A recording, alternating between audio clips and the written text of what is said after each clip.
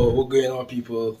My name is Matt, and that vehicle that you just heard was my 2022 Dodge Durango RT with a 5.7 liter Hemi, aka the 345. My car is completely stock. There's nothing on it, but it still sounds pretty good. If y'all got any suggestions of what my first mod should be, please put it in the comments below. Honestly, if I'm gonna just be real with y'all, I ain't got no clue where to start with this thing. Anyways, guys, thank you so much for watching. Please like, comment, subscribe to my channel. I can do my best to come up with more content. Yo.